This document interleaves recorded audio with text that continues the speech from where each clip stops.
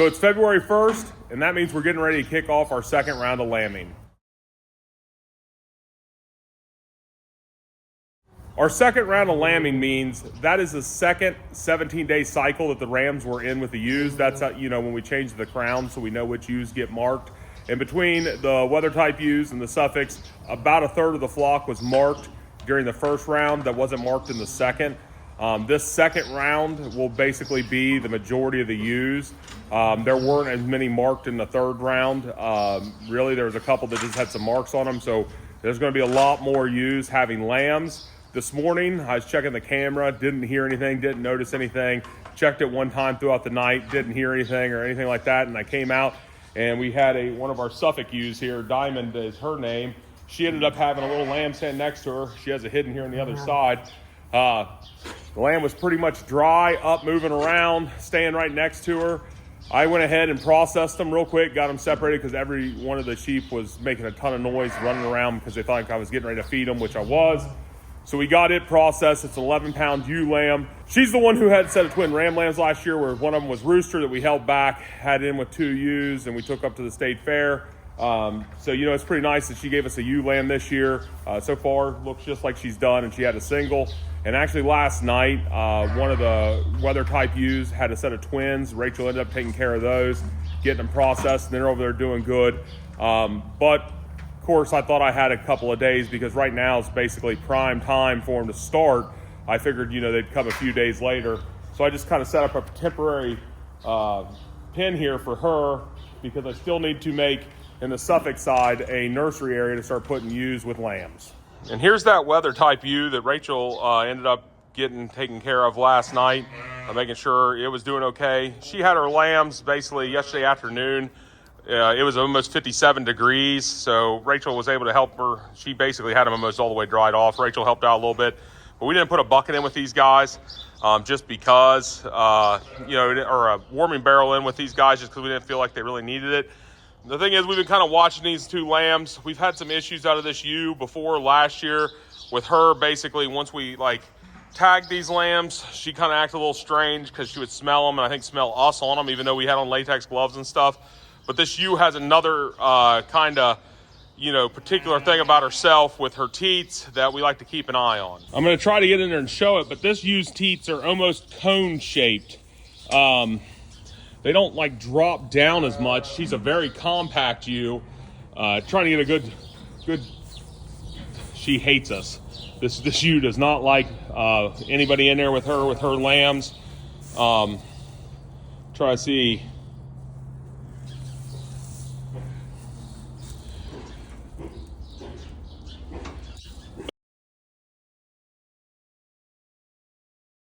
And this ewe, like I said, had kind of a cone-shaped teat. So there's really not extended smaller area for the lambs to latch onto.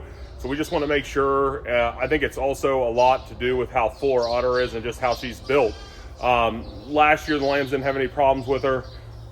This year so far, we've always checked their mouths whenever they come out. They always have warm mouths. I can see that they're actively getting underneath of her, going for milk, showing all the signs of getting milk. So it seems like it works out, but it's just something we like to keep an eye on just because I don't know if it'll be a problem in the future or not. So with yesterday, us kicking off our second round of lambing, we were extremely busy off the farm, so I really didn't get anything to do in here work-wise. But we had Diamond separated here in our own little lambing jug. She actually, just because I wasn't prepared, got a 8x4 lambing jug, so it's a little bit bigger. What we started noticing is I couldn't get any milk out of her udder on her right-hand side. It really wasn't filled up with milk like you can tell when you get your hands on them. Rachel came back out, worked on her in the afternoon just to maybe see if the milk was starting to come in, and we basically come to the conclusion that we think that side is not producing milk at all. So basically she's what you consider a half bag. She only has one working side of her udder, which is okay because she only had a single lamb and that lamb was getting milk off of it. We watched it milk off of her. I was back out here in the barn between 12 and 1 a.m. last night, checking on everything, making sure everybody's okay, nobody was going into labor. Her lamb was next to her. I checked its mouth, warm mouth. I do that because I know that she only has one working side of an udder. So I wanted to make sure that lamb was getting on and getting milk. The lamb was laying right next to her. It was warm, it wasn't freezing, had plenty of straw in the pen. And then this morning I come back out here about 7:30 in the morning, and she had laid on her lamb at some point between when I was in here late at night and 7 this morning. Her lamb didn't make it. I'm not sure why she did that. That lamb didn't seem like it was struggling at all. Like I said, had warm mouth, was sleeping soundly next to her. The term like milk drunk comes out, like, it just wanted to sleep, had a warm mouth. I seen it latch on. I'm not sure why that happened. I don't know what was going on. I know she would get very irritable whenever we were messing with that one side, so I'm not sure if that lamb was crying or something in the middle of the night, working on that one side, and she moved around on her. These ewes are very knowledgeable of where they're at. They're very aware in these jugs. They don't step on their lambs. Usually, they're trying to dance around them. Every now and then they might, bump into one or maybe just hardly step on it and move. But that lamb had been laid on. It was very obvious. You could tell the way it was. And then she actually passed her placenta or something, in her pen, which, that's one thing we look for. I usually leave it in there, especially if I have them already in the jug, so that way they can do with it what they want. Normally they just eat it.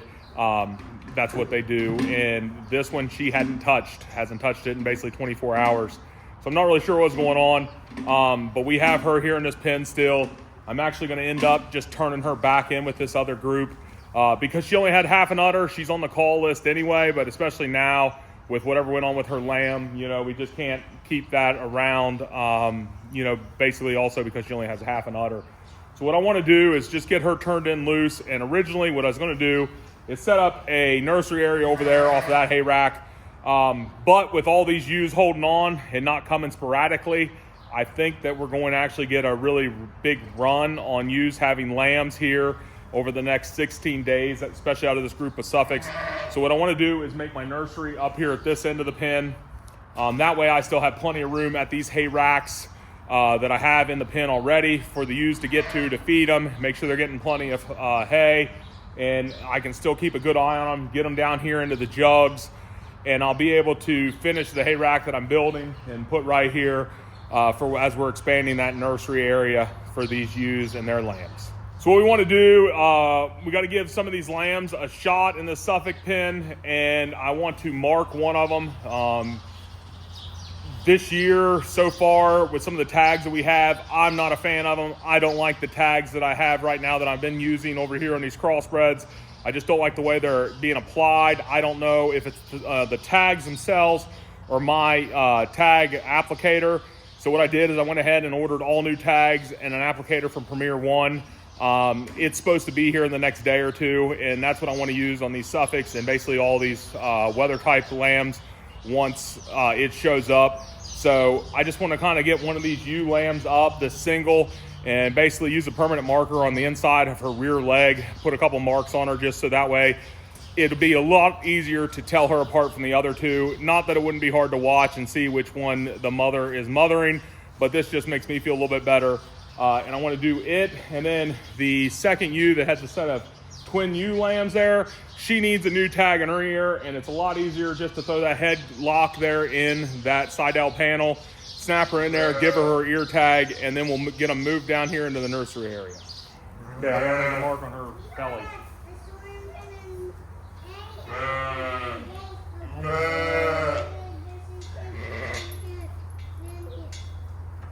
You sorting them out? You're holding a gate. Last, right? Yeah. Okay. Done? Yep. All right. That's how.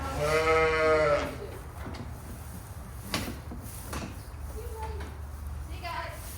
See ya.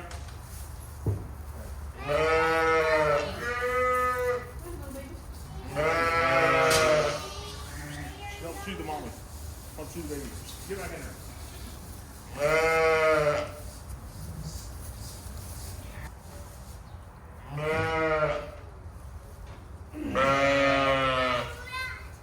Once we get it done.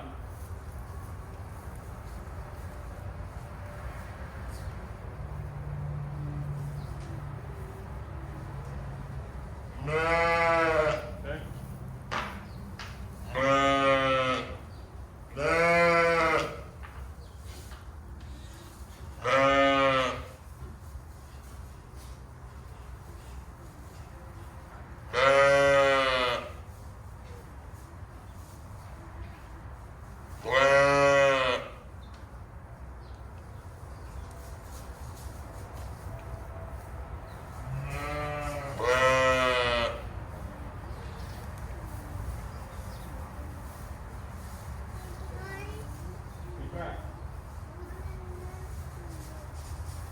should get him shots.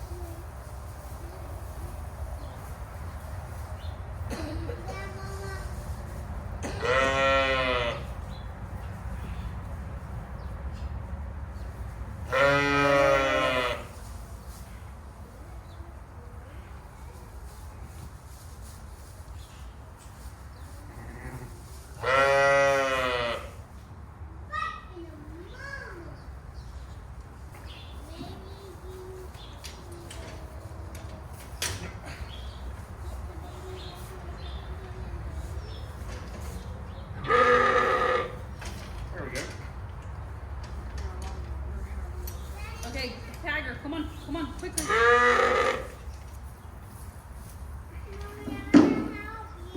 Be back, bud. Back up. She's gonna get an earring in her ear. Whoa, really?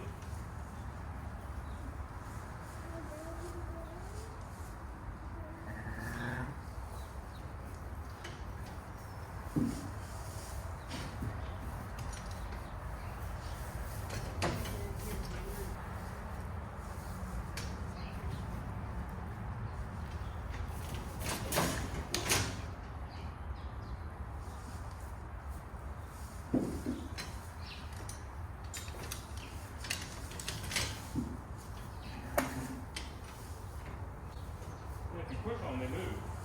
Try and keep her in the thing. You can't cut out of it.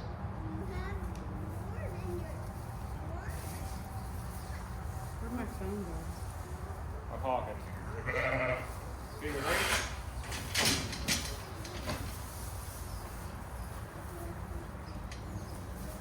Wait, open your gate. Move. Hold your gate open, guys. Hold your gate open, guys. Come on, girl. Get a baby. Any one of them. Get that baby.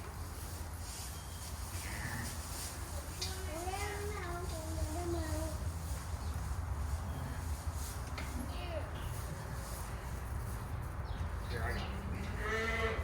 You just gotta pick her up.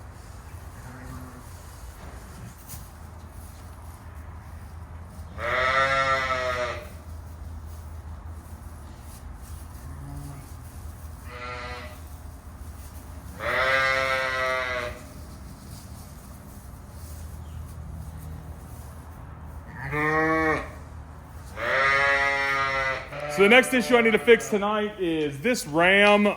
He has started sticking his head through the second rung down, and you can kind of see that he has already kind of wore out a spot there in the ground. He sticks his head through there, basically sniffing over at the ewes in the other pen, trying to grab hay or whatever, and his head isn't stuck, but if there's enough in there that he gets nervous and he doesn't pull back against it. And so, you just have to come and kind of help twist his head a little bit because he gets it through no problem. And so it's a problem that I want to eliminate. So what I'm going to do is tonight when I feed him, I'm just going to go ahead and screw another 2x4 in there just to kind of deter him sticking his head through there anymore.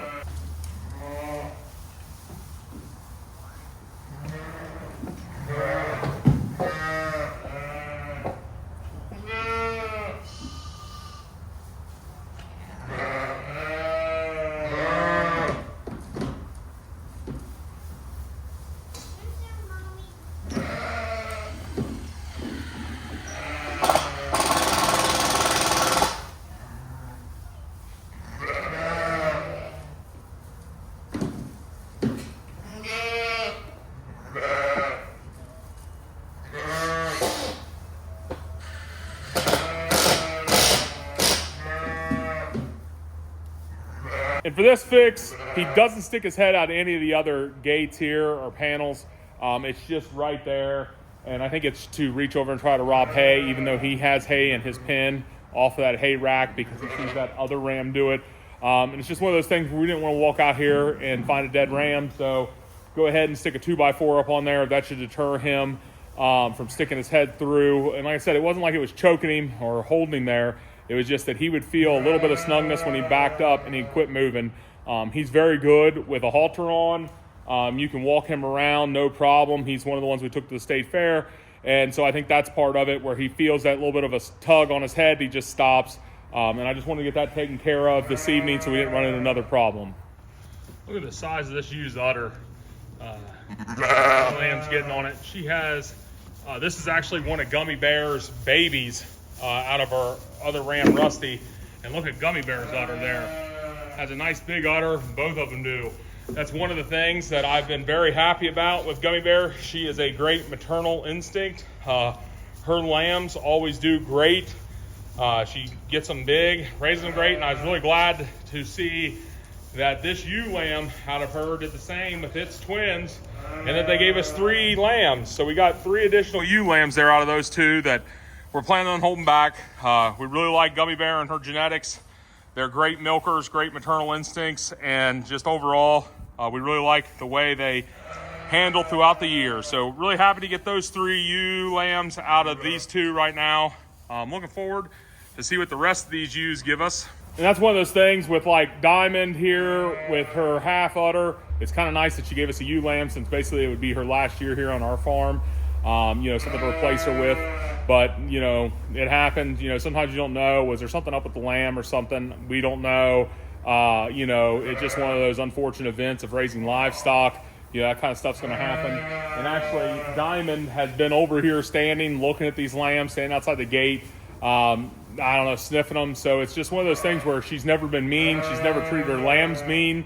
Haven't been aggressive towards them or other lambs, in fact. So, you just really don't know what happened. But, it's just unfortunate that we lost that ewe lamb and just everything that went on with it, but life will go on. That's just the way it goes. If you're going to have livestock, it just happens. And then kind of an update on these 2 ewes. These 2 were the last set to have lambs. This one was the last ewe to have lambs based out of that first group of markings.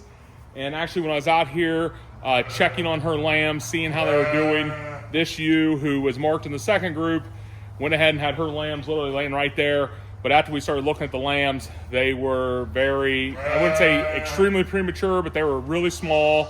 They just didn't seem fully there. They were both about 5 pounds.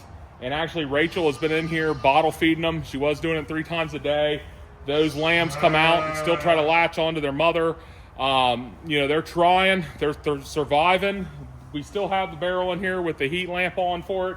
And you can see, like right there is that little lamb. I mean, that's a tiny little lamb for being as old as he is. They're just way smaller than, they should be.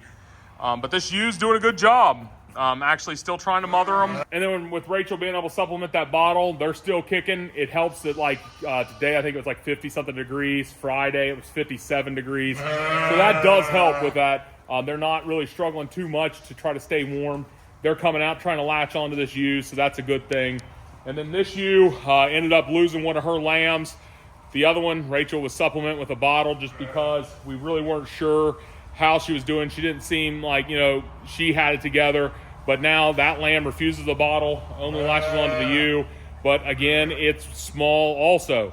So what we're going to do is later on, maybe tomorrow or so, open up and kind of put these 2 ewes together with their smaller lambs in their own area, just because these lambs would get beat up very easily by all the other lambs just by them playing, and kind of keep them separated till the lambs kind of catch up and get stronger, a little bit bigger, and then we'll incorporate them in with the rest of the lambs.